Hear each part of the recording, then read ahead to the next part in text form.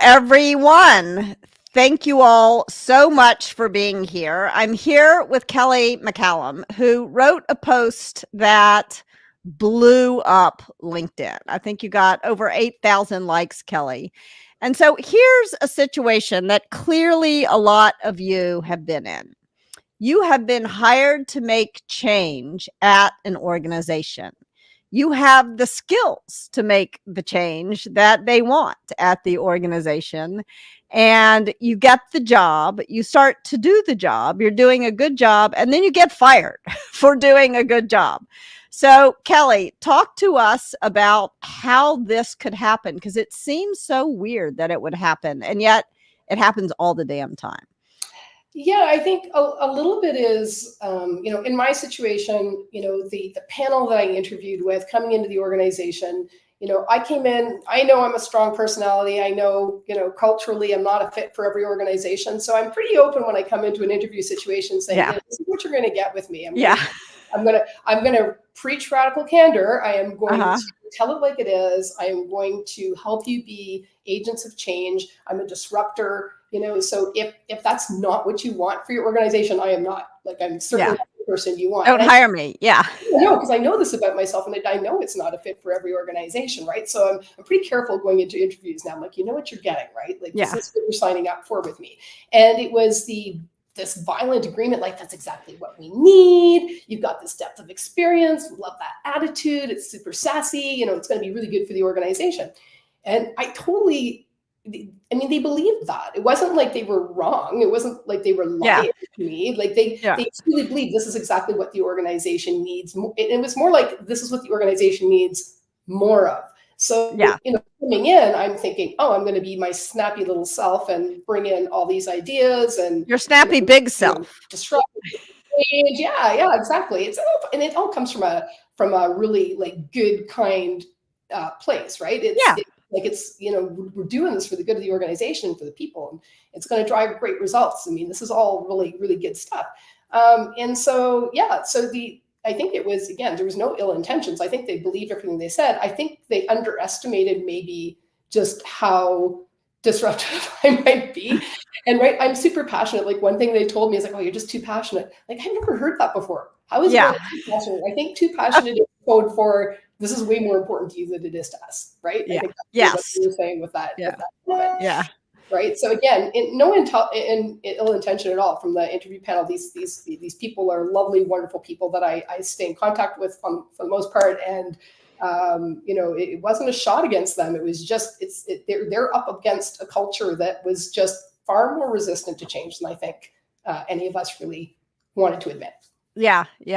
And I think that if an organization, if a leader is going to hire someone to be a change maker, it's so important that that leader be prepared to have that person's back and to help them, because a new person coming into an organization is going to be met with enormous resistance when they're making change. And so it's really important that there be a critical mass of incumbents who are going to help this change maker make change. Because one of the other things that we've been talking about recently is mobbing. And mobbing is what happens to people who come in and make change, who don't have, whose boss doesn't have their back. So maybe, I don't know if you're familiar with the term mobbing, but it sounds like maybe some of that I haven't heard it, but I feel like I know it well. Yes. Yeah. It was one of those words where Delia Grenfeld and I recently did a LinkedIn Live about mobbing, and it is so, as soon as I read her post, it was like when I read your post, I'm like, oh yes, that is the word that I needed to explain this thing that happened. So what happened? How did people resist the change? How did people undermine you subtly and not so subtly once you started?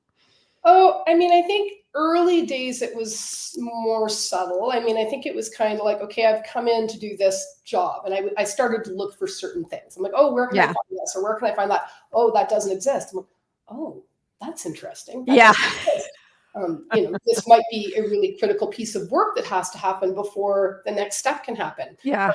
Are we open to having a discussion about, this first things first discussion? And there's like, okay, yeah, there's a willingness. You're like, okay, all right, I've got some Yeah. bias.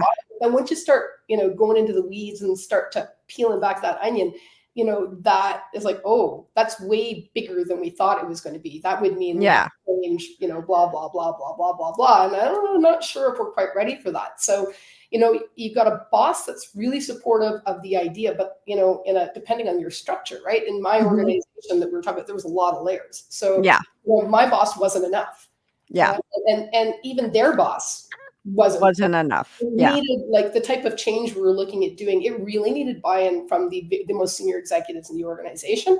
And, at face level, they're like, yeah, we need to do that. But then when it came down to it, it was going to have a big impact on them and how they did things. And it would, take acknowledging certain cultural aspects of the organization. And I don't think they're ready for that.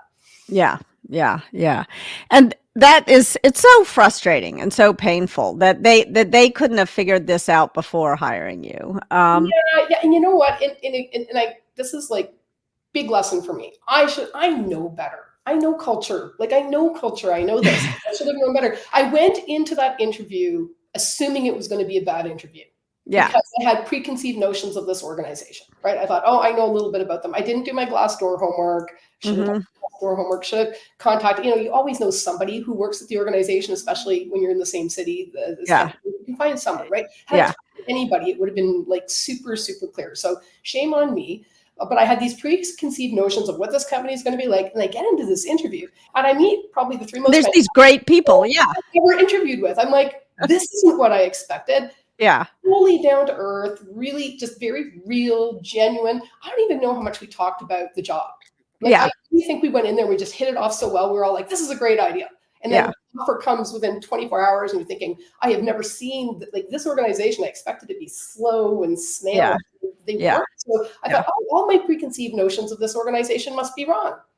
And good for you. Like I think you were willing to say, oh, maybe I had a biased view about the organization. Maybe I was being unfair. Like you were eager, not just willing to change your mind, but eager to change your mind. Yeah, me too. Yeah. Yes.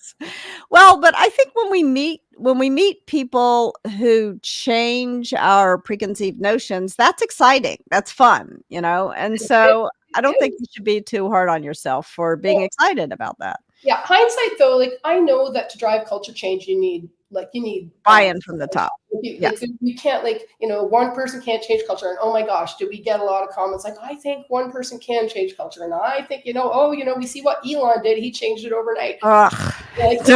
Okay, apparently you can destroy culture overnight. Yeah, you can definitely destroy it. One person can screw it all up. Especially you can do it. Yeah. But ultimately, my point is that I could come in there with the best of intentions and my passion and my drive, and I did, and I drove everybody crazy, and I challenged everybody, and I tried to do it in the nicest possible way. But it was still very much, this is the type of organization where you were to make sure you aligned with what the leaders were saying. Because if you weren't aligned with senior leadership, you were kind of saying that you didn't agree with them, and that culture was really not it wasn't part of their culture. It was something I said, we need to work on that, right? That's not hard to do. You need to be able to speak with the power. Is really willing, right? And that's where we got the pushback. It wasn't it wasn't within the team. Our team was aligned on stuff that needed to happen. And, the organization to a certain extent knew it should do some things, but when push comes to shove and, some of the criticism was going at them, right? It's like, okay, well, that means you need to change a little bit the way you work. So then it became personal. As soon as it became personal, ego gets in the way and it's a different ball game altogether. Yeah. It sounds like they wanted to do it, but they didn't actually want to do it.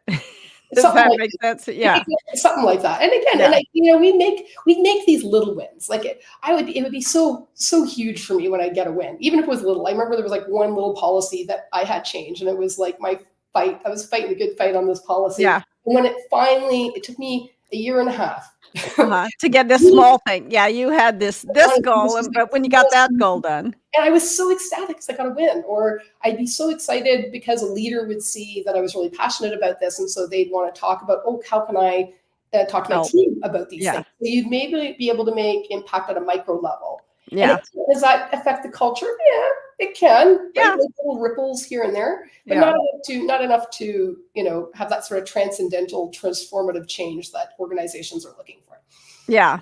And I think another reason why your post resonated so much with me that I reached out and said, let's talk about this live. And I hope for folks who are listening, you should feel free to ask us questions or drop comments in, because we'd love to hear from you all. But one of the reasons why it struck me so forcefully when I read what you said is that I was involved in another organization where someone had come in and they had taken a big operating role, and they had to make a big change to the way this organization operated. And they were also in charge of DEI. And this was an organization where the whole organization was probably about 30% white, but the leadership was 70% white, which happens all too often. And this person is a Black woman. And so she came into the organization, and she had been working in the South. So she moved from the South to Palo Alto, California. No change there. No. Yeah. And part of the pitch to her while she was interviewing is that the DEI work would be much easier in super liberal Palo Alto than it had been in the South, right? And I think a lot of people would believe that might be true, but when she arrived, it was not at all true.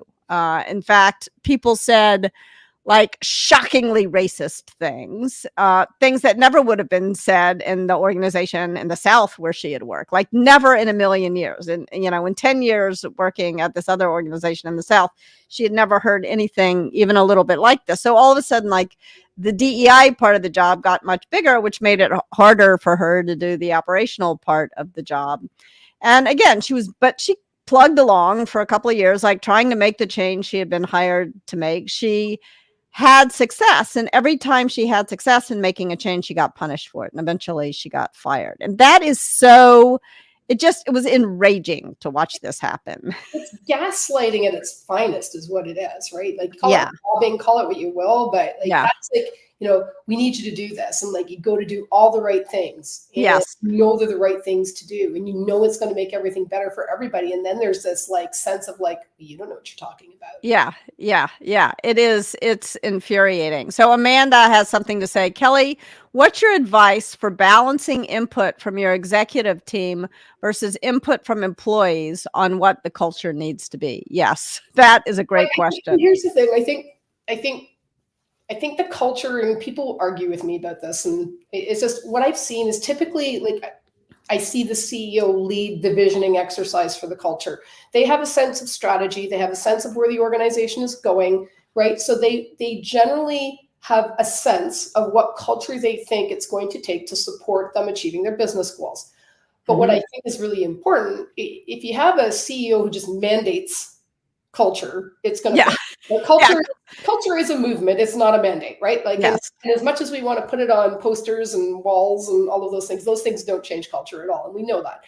But like the employees are the culture, right? Yes. Like, the culture is this collective personality of the organization, and there's like every culture has inherently really cool, good things about it. And if you can tap into those things and really draw them out, it can make the culture really fabulous. Now, culture, there's always things too about culture that are less desirable, right? Yes. So there are toxic cultures, in fact. Exactly. So the CEO may have a vision, and maybe they're not in touch with reality, depending on how distant they are from their staff, how big their staff are, where they are in their growing process. Like, when you work with a brand, like a CEO or a founder whose company's taking off growth-wise, and they say, but my culture's awesome, and they've got, maybe 50 people working for them. I'm like, yeah, but that's 50 people. 50 people, it's easy to keep your hands on things. And like, you're going to scale, and that's going to crack. Like, it will. And you need to bring your people on for the ride, and your people know why they want to work for you, and they know what's great about your product, and they know maybe the things that need to be fixed. So you need employee input. Like you do, however you do that, whether you do it through focus groups, whether you engage them in the values definition process right from the beginning. Like you need to test this with your employees. So you know it's not BS, right? Like you need that sanity check, because they're all going to be living this for you, because again, one person telling you what to do is not going to make you do it. You need to believe in it, and you need to buy into it. And not everybody will, right? There's that too. It may be that, this aspect of the culture isn't the right fit for someone, and that's okay, right? Yeah. But yeah, and you want a culture, though, that evolves, where you're hiring not only for culture fit, but for culture add. In fact, I would argue, that's another like hot potato these days. Like we can't say culture fit anymore, because that's like, you're basically saying I'm hiring mini me's and the whole organization is going to be like just like me, as opposed to having this like aspect where we always have this generational conversation, and I love the different generations. Like I love bringing boomers in and hearing them complain about the millennials who are all like in their 40s now. And they think they still talk about them like they're the dumb, stupid young kids. I'm like, well, the oldest millennials are now in their 40s. They're not kids anymore. The people you're complaining about are the Gen Zs, and they're a different breed altogether. But we all bring something so fantastic to workplace culture. It's based on all of our beliefs and behaviors, based on how the world has formed us. And I think Gen Z has like the greatest impact on culture coming, and it's going to be fantastic for everybody, I think. Yeah. So Ryan just said something really important, I think. He said, welcome to DEI. Everyone wants to say they are a DEI company, and none of the executives give them money to actually make it great. Lowest priority on the list. I think that's true. And I think so you were talking about the CEOs who think they have one culture and genuinely think they have one culture, but they're just not in touch. There are other leaders, unfortunately, who are just hypocrites who say, oh yeah, I support DEI, and they don't support. Or they do the very basic tick box exercises that you need. Do we have a survey? Yes, we do. Did we hire a DEI officer? Yes, we did. Do we have employee resource groups? Yes, we do. We're good. We're inclusive. Yeah, and then the worst thing is when a company that has a leadership team that is majority white or majority men, they say, oh yes, we want to do DEI. They bring in someone who is Black. They bring in a Black woman maybe, and then when that person starts doing the work that is required, they get fired for doing the work. Like it's like hiring someone to clean up your mess, and when they start cleaning up your mess, you fire them for cleaning up your mess. It's enraging. And that's really tough, because as an individual, like you come in there with your passion, your knowledge, your expertise, and you can fix things, right? Yeah. So you look like a big failure, right? So me coming out of this last organization, right? It's like, now I feel like I'm a failure. And that gets into your head, Kim. Like it just does. Like I was always super confident. I know what I'm doing. I know I do. Right? Like why is this getting into my head? Why do I have imposter syndrome all of a sudden? Like why is this happening? That's culture. Like oh, they got to me, right? Yeah. And you either become part of it, or you rebel like strongly against it, and eventually you have no choice but to eventually go. Right? And so I'm no longer with this organization. It was probably for the best that we separated, because it was infuriating for me and frustrating for me, and I'm sure I was driving them absolutely crazy. Yeah. And I think it's impossible to do your best work in that kind of situation. I once, early in my career, I wrote about this in my book, Radical Respect. Early in my career, I worked for a company where I was groped twice. I was underpaid dramatically, and I was constantly bombarded with sort of sexist comments. And when I went to complain about it, someone said, well, the problem is your performance. And at the time I thought, yes, that was the problem. But like, now I can say, how could I possibly have done my best work in this environment where I felt financially insecure and physically unsafe? Like, no, I did not do my best work. The very base of Maslow's pyramid, right? You've got like, you need to be fairly compensated, right? We need to be able to feed our families, and we need a place where there's psychological safety. Or physical safety, like where I can feel certain I can get in an elevator with an executive and not have him grab my by me, Yeah, yeah. And you know what's scary is I read a stat from McKinsey that said 73% of workplace cultures are not psychologically safe. Yes, Like, and I believe that. 73%, that is like you can't even start to talk about culture until you deal with that. Like, Yes. Yeah. Yeah. So it's a moot Danny, point. Like if you can't deal with that, like your culture is screwed. Like it just yeah. is. Right? Yes. Yes. So we got a lot of work to do. Danny has a good suggestion. He said, rather than calling it culture add or culture fit, what's a thought on culture adapt? The idea is that we can include people that bring add attributes, but still not rock the boat too much on joining. Is that the worst of both worlds or the best? I think it's a good question.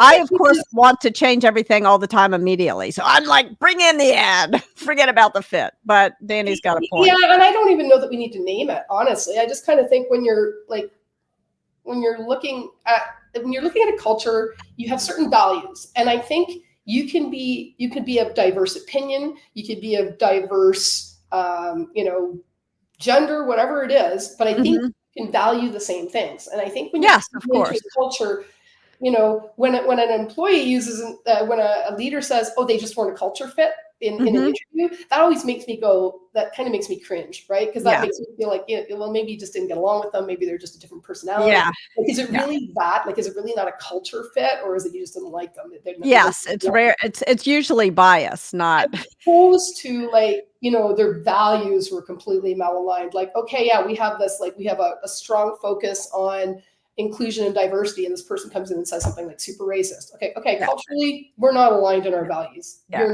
You aren't a good fit for us. That you can say, Yeah. right? So I think it's I think semantics a little bit, right? Yeah, I think what Daniel Kahneman would say about this is that if you're gonna hire for culture fit, you better define very clearly what you mean by culture fit. Because if all you call it is culture fit, then it becomes like a super highway for biased decision making. And I call myself guilty, man.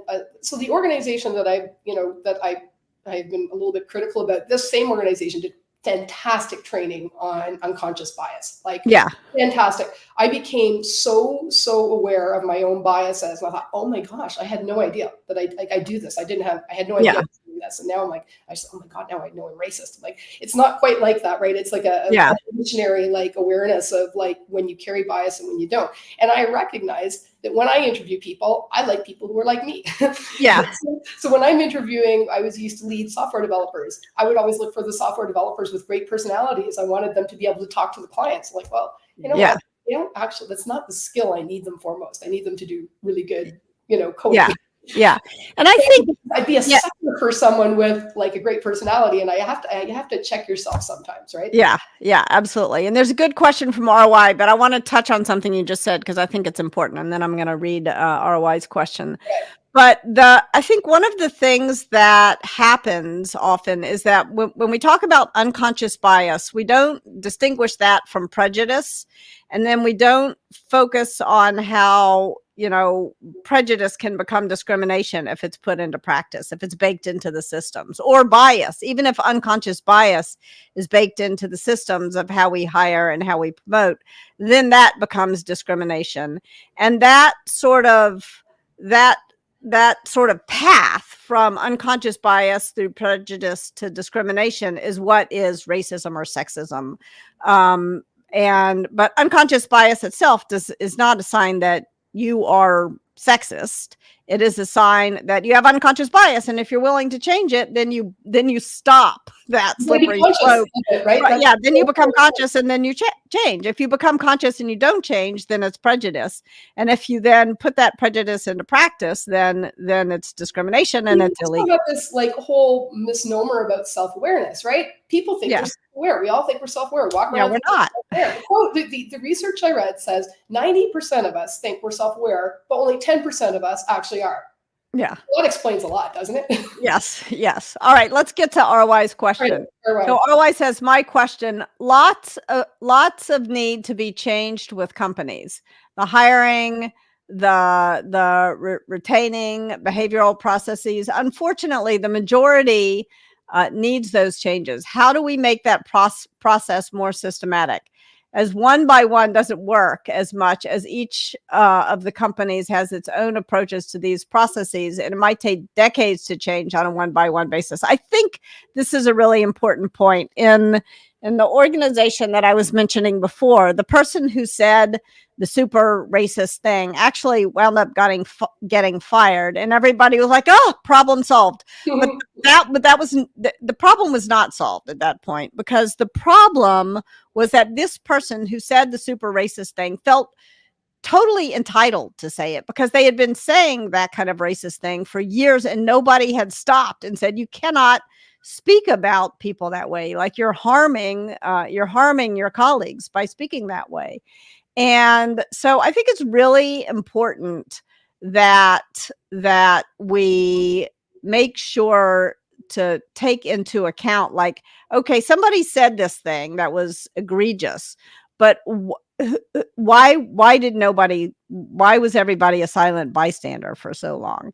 And I think it's also important to sort of take a look at our hiring systems and to quantify the bias that happens in those systems, like to take a look how, to cut data by demographic and to say, how many people are we interviewing?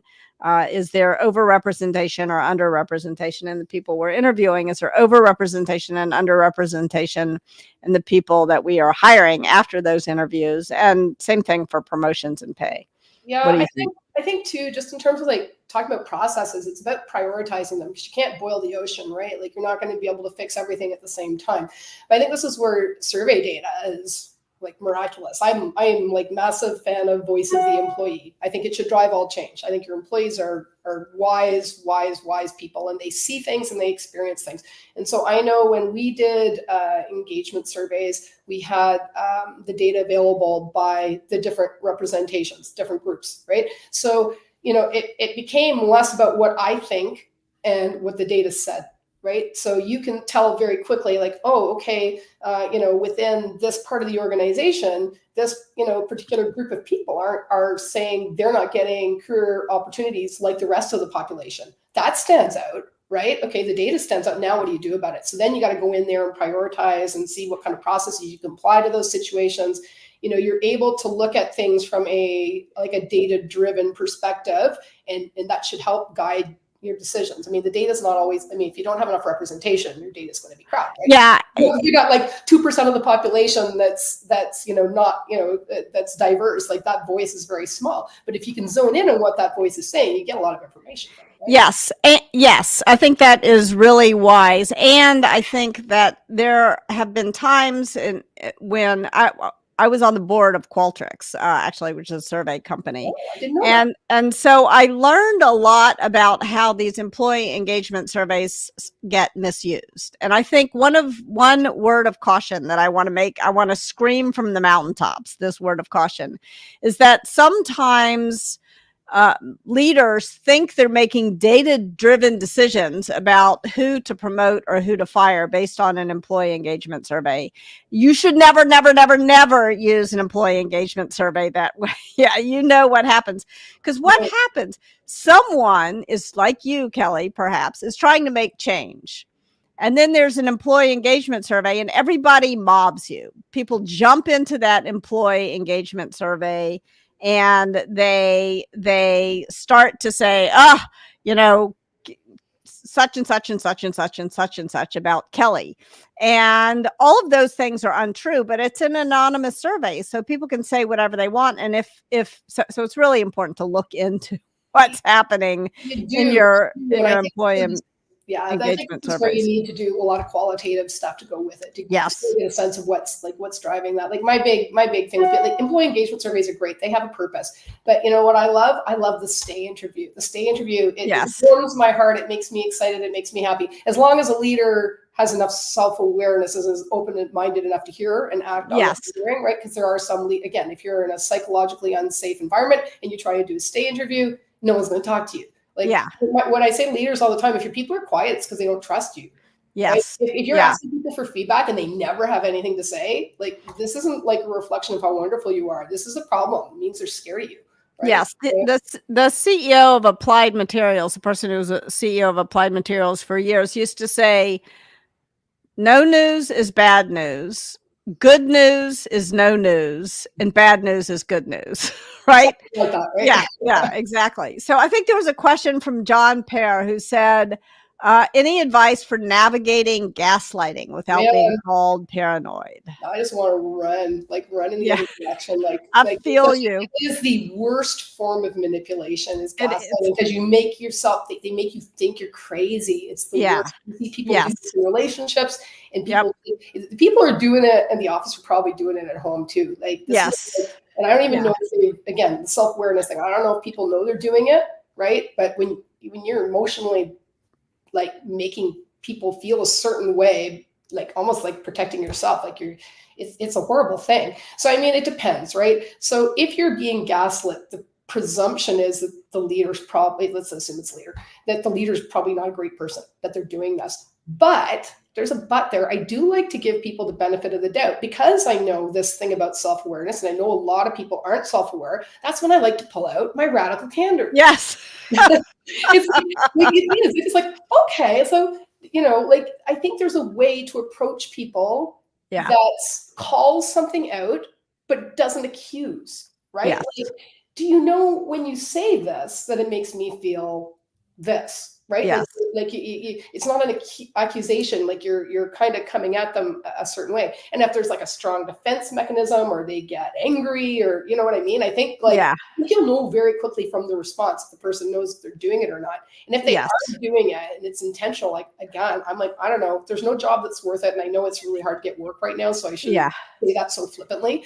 But yeah, like that to me, like gaslighting is a clear indication of like manipulation. It's abusive. It'll impact your psychological safety. I would run in the other direction if you have a choice. If you think there's a chance the person's doing it and they don't even realize they're doing it, pull out your radical candor and see, how yeah. that goes. But be really careful to take care of yourself in those situations because those things can be super damaging to your mental health.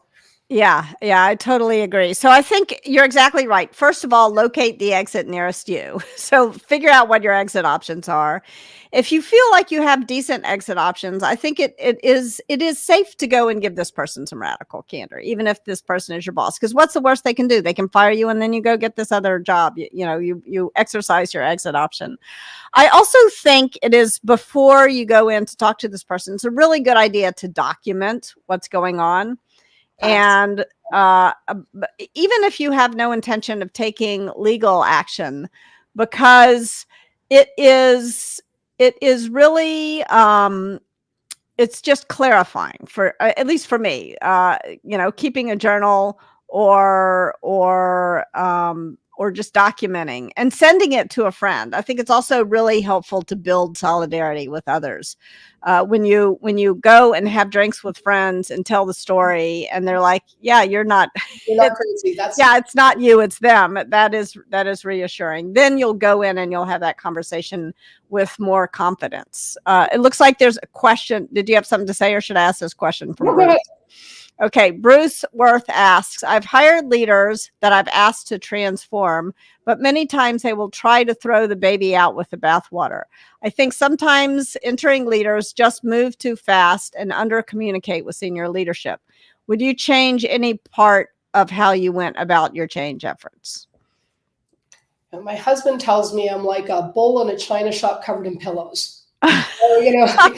So, it's an interesting analogy, but it's Yes. true, right? Like I have one speed and it's go, and I'm gonna be really nice when I do it, but I'm gonna charge through. And that hasn't always worked well for me. It didn't work well for me in this organization, and I think it would have been wise on my part to recognize that. I think there's though you win more flies with honey, there is an element that's true. And without giving up what I believe, without sacrificing my own values, is there a way I could have brought this organization along without like poking the bear, so to Yeah. speak, right?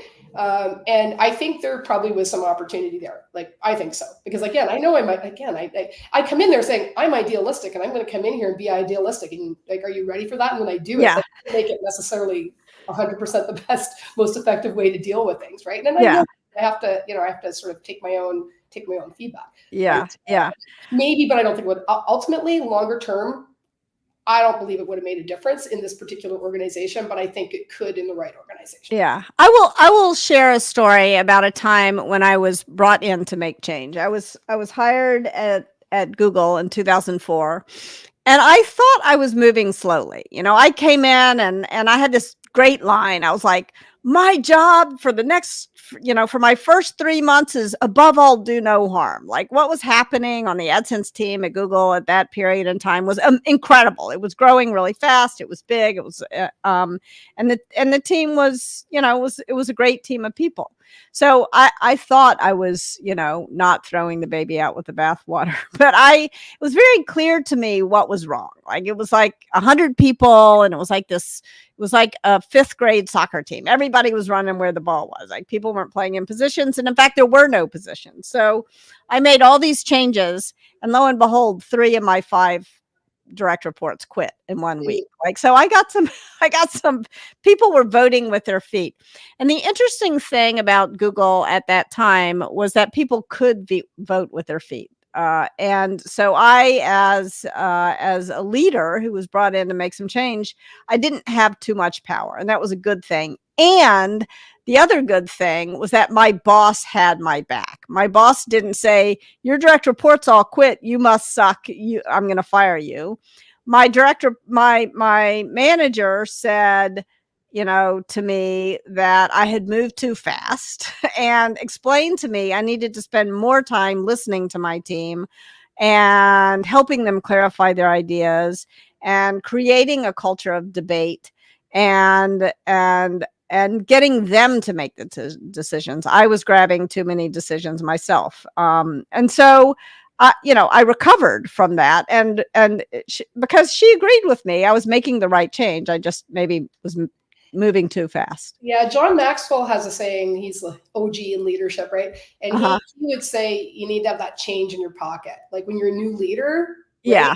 You might be right and wise, or even if you're not a leader, whoever you are coming to affect change, like you need to first have that change in your pocket so that your people trust you a little bit. It's kind of like, the concepts around radical candor. Like before you start spewing out like direct feedback, you want to have established those personal relationships. You want to have that change in your pocket first, right? Yeah. So I think, and I know sometimes it's not always possible, and especially if it's a dire situation, you might feel like you have to make the changes quickly. Yeah. But I'm predisposed for action, so yes. I need to sort of take a few steps back and put on my, think a second before you yes. figure out everything, right? Yeah. Yeah, that was why in Radical Candor, I tried to sort of boil down what my boss taught me to this framework where you have to listen, and then you clarify, and then you debate, and then other people, not you as the leader, decide. And then you have to persuade the rest of the organization, and only then can you begin to implement these kinds of changes. And I try to make, it's hard to. There's an easy way to do it and a difficult way to do it. Yes. And I try to remember that telling people what to do just doesn't work. There's a good question. There's a question I think we already answered on the screen, but there's a question from, I hope I'm pronouncing your name right, Laya Logan. Who says, I think that fit is about the values, not about the personality. And I think that's right, as long as you're very precise about what your values are. Yeah, exactly. Right. Because, here's the thing about values too, and I'm going to someone's going to get mad at me for saying this, but, we have these organizations and there seems to be like this, I don't know, there's a 200-word vocabulary of values and people pick them. Yeah. Customer-centric, integrity, people. Like, what does that even mean? These are how can you align with that? Like, what does that even mean? Like integrity. It's like, okay, what organization is going to say it doesn't have integrity? Like, it's just, I don't know. Like, I think there's something to be said about the values being, they got to be genuine too, right? Like, they got to be genuine and specific. Specific, right? Like I've heard organizations use this thing with customer centricity, and like the whole customer experience is horrible. Like if someone, if I deal with a retailer and they tell me they're customer centric, and then I'm like 2 hours on the website trying to find a phone number. Oh, Finally find a phone number, and then you call and you can't get through to anybody. That's not customer centric. Like, you can't yeah, say that you're customer centric, right? yeah, Like, yeah, you want a lesson in wow, go to Zappos, right? yeah, They can yes, say you're customer centric, right? yes, They can prove it. And so if your employees also don't believe like that the values are just not much more than, super marketing, like you're not going to get any yeah, authenticity with that either. yeah. Hypocrisy is really not helpful. Yeah. To state the obvious. Jennifer has a great question Well, that's such a good for question. you. Yeah, what did you do to get your mojo back after experiencing gaslighting, losing your confidence, and realizing it was time to step away? Still don't have it back. Like, I don't like it. All right, everybody on the call, let's send Kelly some mojo because you should have it. This is part of, like, the me starting my whole, like, why am I posting on Facebook? Like, I've been doing it since October 17th. I decided I was going to do this. It's therapy for me. Yeah. Like, it is. Yeah. It's therapy for me. Like, people are like, oh, what are you trying to build? Or you're trying to get this. I'm like, I actually am not trying to do a whole lot. I just like to express myself. And it's like, it's a forum for me to use all of these experiences I've had in the last 30 years. And man, I can go pretty deep with some of my experiences. I just remember them like they're yesterday. And it's good therapy for me. And sometimes in these stories, I realize, maybe I did know what I was talking about. And then, the ultimate is social media affirmation. It's like, oh, I've been validated. 8,000 people liked that post, so I must be okay. It's terrible how insecure we are. It's terrible. Look, it's hard. I mean, I think that for me, writing Radical Candor was therapy. Like, I had a couple of really rough job experiences, and I just needed to kind of step back and say, how are things supposed to be? And I think writing Radical Respect was even deeper therapy. So writing can be therapy. I know. Yeah. All right. So I think, did we take this question? What's your advice for balancing input from your executive? So that was where we talked about, customer support. There was also a question. Hang on a second.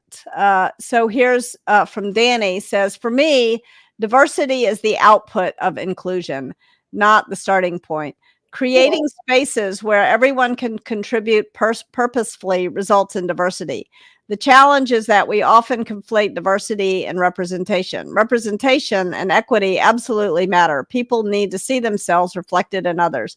But focusing on diversity without inclusion, in my experience, results in the same boys club without those individuals unable to contribute. I think Danny is raising a really important point. If you have an organization that is going to sort of reject any new person who you bring in who looks different from the majority, then hiring them is cruel and unusual, because you're going to hire them and then you're going to make it impossible for them to succeed, and then you're going to fire them for not succeeding, and that is enraging. It's just a circle, isn't it? Yeah. And it's a trap, right? And it happens a lot. And even with, like, I think again, I like to think people are well intended. And usually they are well intended. There's a little. I do have the skeptic in me. I'm like, okay, like, why did half the world hire DEI people after George Floyd? Seems a little like, we just got on the bandwagon, like, or were you all just like genuinely so moved by what happened that it's like, we can't do this anymore, right? I think here I have a theory about this. I want to hear what other people think, but I think part of what happened, it was all. I mean, this is kind of maybe a hard way to end, but let's go back to Oedipus. When Oedipus realized that he had committed these grievous errors, these grievous really sins in his life, what did he do? He gouged his eyes out. He refused to look at it. And I feel like what we did was we did all this, we hired all these DEI professionals because we were so horrified. And then when it came time to really examine what was going wrong, we couldn't take it. And this DEI backlash is sort of like Oedipus gouging his eyes out. And I hope that we do not gouge our eyes out. I hope that we can have the strength to take a deep breath and examine what we did wrong and make it right.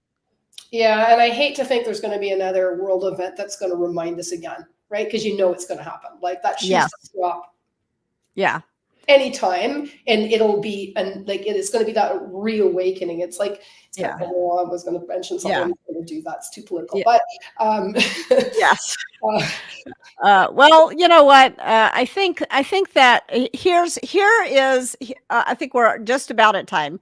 Here's a metaphor that I find very helpful in these when terrible things are happening all around us, which they are. I think that it is our job as individuals, not necessarily to put on ourselves the burden of moving the boulder, but it is our job to push against the boulder. And if we all push, then we will move the boulder. yeah, and that's culture.